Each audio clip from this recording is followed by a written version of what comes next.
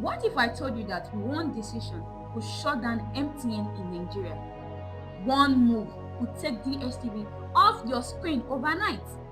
Sounds impossible, right? Well, this is exactly what Senator Adams Oshiomhole is calling for. And it's not just politics. This could affect millions of Nigerians, billions investment, and the entire uh, relationship between South Africa and Nigeria. So the big question is this a bold move for national pride, or it's just a dangerous economic gamble? Let me know what you think. Well, let's break it all down so we could understand what we are actually talking about. Anyways, guys, welcome back to IC on Future TV, where we don't just give news, we break it down so you truly understand what is at stake. So this topic is kind of explosive, yeah, a bit explosive. A former governor, now senator, has just proposed something that could shake Nigeria economy: the revocation of license of major South African companies like MTN and DSTV. Why? You want to know? I will tell you. Because of xenophobic attack on Nigerians in South Africa, during a Senate section, Adams Oshiomhole didn't hold back. Yeah, he couldn't hold it anymore. He made it clear that Nigerians must stop shedding tears and action, start taking action. His argument is based on one powerful idea, that is reciprocity in international relations. In simple terms, if your country hurts my people, I respond in a way you will feel it, in a way that the entire country will feel it. He went further to say that if you hit me, I will hit you.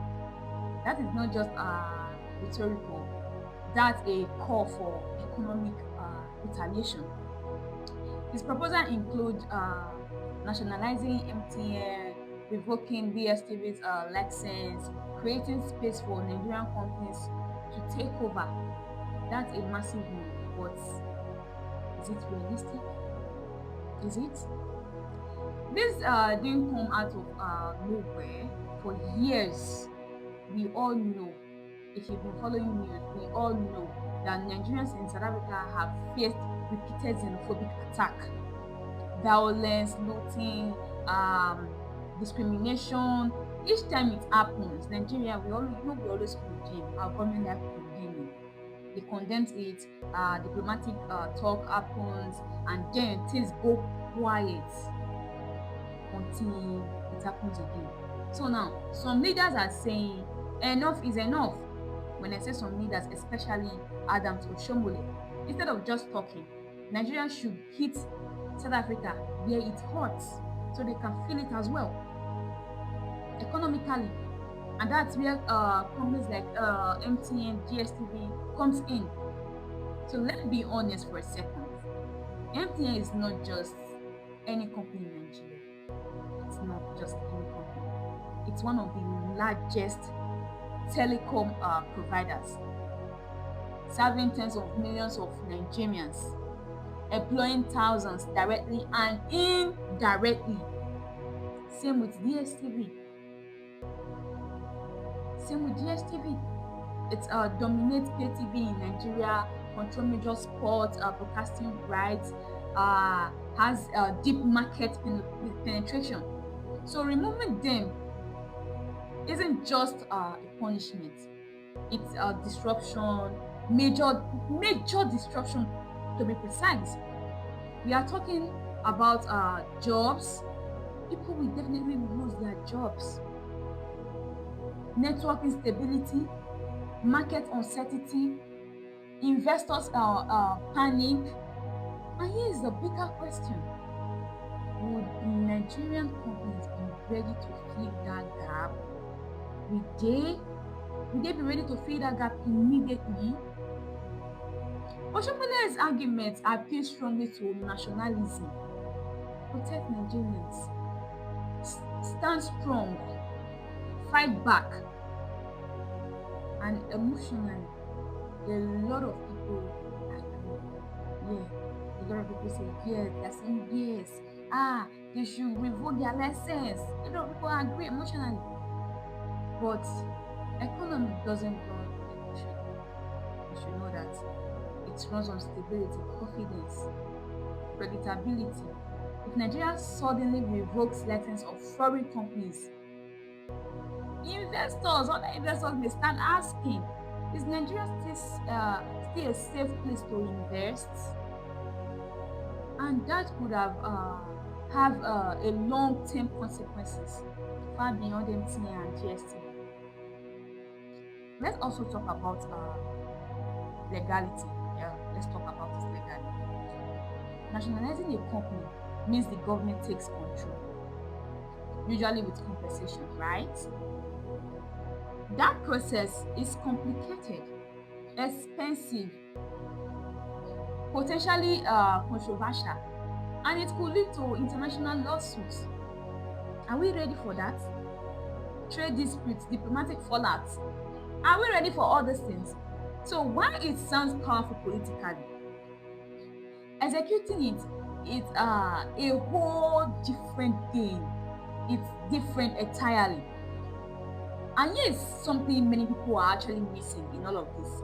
Nigeria and South Africa are two of the Africa's biggest economies. Like, they are very, very big. We all know. If tensions escalate, it doesn't just affect them. It affects the entire continent. Are we ready for that as well? It affects the entire continent. Trade agreement, regional cooperation, and economic growth could all take a hit. So this isn't just a Nigerian versus South Africa issue. It's an Africa-wide concern. There are other options beyond outright ban. There are other options that could be explored. We have a strong diplomatic pressure, economic sanction. You can sanction them. Sanction them economically. Better protection. Those could go a long way. We also have strategic support for local companies to compete fairly, because at the end of the day, the goal isn't just retaliation, it's protection and a long-term advantage. So that is what all of this is about. Do you get it? So let's watch the video of Adam's Oshimole. DSTV as economic measures to show that we are not just we are not just yes. I support you, but we must revoke the license of MTN, revoke the license of DSTV as an indication of our seriousness. Those people who have died, their life is much more than foreign investment. Labor. What are you talking? They are killing your people who say labor. Those in support that was not the motion. You can dismiss it, but that's my view. Those in support that was not the motion. To bite, before us say aye. Those against say nay. That was not the motion. So well, you've seen the video, and Adam's Oshimole's statement has definitely sparked a conversation Nigerians can't ignore. It raises questions like, how far should a country go to protect its citizens abroad? When does economic retaliation become self-harm? And is Nigeria ready to stand alone if things escalate? These are some of the questions that are being raised. And one thing is certain, this is about power, this is about economy, and this is about the future of Nigeria global positions. Well, let's read some comments from some South Africans and some Nigerians. Let's see if we are on the same page with Adam's Oshiomhole. This person says, how about telling your citizens to behave and respect the laws of both countries? Until you tackle the real problem, these issues will not go away. Nigerian migration issue is a worldwide problem.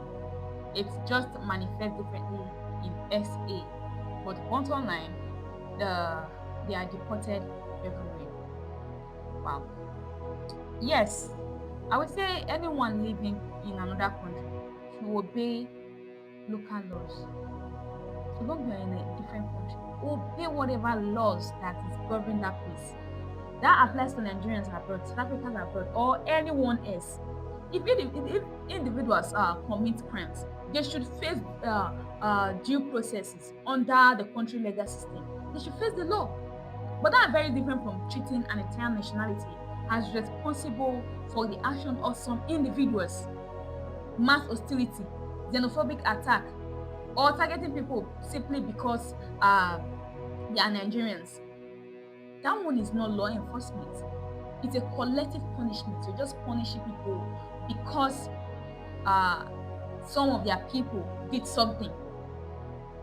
Regardless of frustration of around migration, regardless of that, you shouldn't do that to people.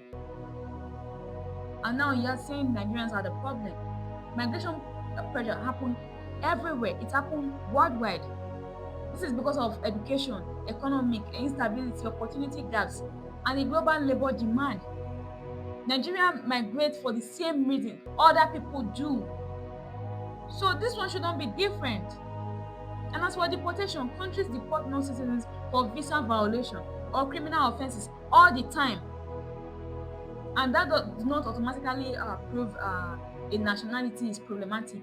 It's not only Nigerians that are being deported. So don't making it look like if it's only Nigerians that is being deported. Another person here says MTN is definitely scamming Nigerians with their unreliable packages. That is scam. And we've been complaining, but they treat us like dumb bitches. So yeah, revoke that shit. Then focus on Glow to start giving us good services. Personally, if they decide to revoke their license because of their unreliable packages, I would gladly support. Because tell me why I would buy 20 gig, which is 7,500 on the 3rd of May this new month, and on the 5th you're telling me that I don't have it right there. That one is daylight of what did I do with it? What? I'm always offering my data, so what did I do with it? So if they want to do something about anything, it should be about that. Okay? So this other person also says that that was not the motion because that was not a motion because none of their kids were the victims of those brutal attacks in South Africa. This is the type of national leaders we have in Nigeria. I just pray you one day let Nigeria happen to them. Well, it's not about politics or empty speeches. It's about human lives. When Nigerians are attacked abroad, we expect our leaders to respond with urgency, empathy, and reaction, not just talking, not just statements, not just silence, not just a statement that feels disconnected from the reality. So yeah, this person says, will it be South Africans that will lose jobs when they finally do that? This person obviously is South African. We don't care. We will not be forced to live with drugs. Okay, people that are pushing drugs. Okay, and human, the other one. Okay, Nigerians are problem. They've had enough. Wow. If there are drugs pushers or traffickers, they should absolutely be arrested and persecuted. No argument here. Every country has the right to enforce its laws and protect its citizens. But saying Nigerians are the problem, you're treating an entire nationality as criminal. South Africans now, come on. This other one says, justice for lives lost matters, but collective punishment is injustice. Well, history shows that when problem is spread across a whole group, violence tends to escalate rather than resolve the problem. That is what South Africa have done by attacking Nigerians. And the response of Oshiomhole is still a collective punishment. Well, the Senate did not even support the motion to start with. And I'm wondering if this is about investment or they're trying to balance things. Because if it's about investment, But what about Nigerians' lives? What about the people who are there currently? What about the people whose lives has okay? So when Nigerians are being attacked or mistreated, that should be the priority, not business interests. If the Senate can't support a motion from Adams Oshiomhole against MTN Nigeria, then they should at least show clearly what they will do to protect Nigerians, both home and abroad, because this thing is happening at home, not only abroad. We can't keep acting like economic ties matters more than human lives. That's what we are seeing every time in Nigeria, because even in our own country, people are being attacked. Protect Nigerians first. Every other things can come in later. So now, I want to hear from you. Do you think Nigeria should revoke MTN and DSTV license? Or would that hurt Nigerians more than it helps? Drop your thoughts in the comment section. Don't forget to like, subscribe, and share this video, because conversations like this, it matters. It actually matters. See you in the next video.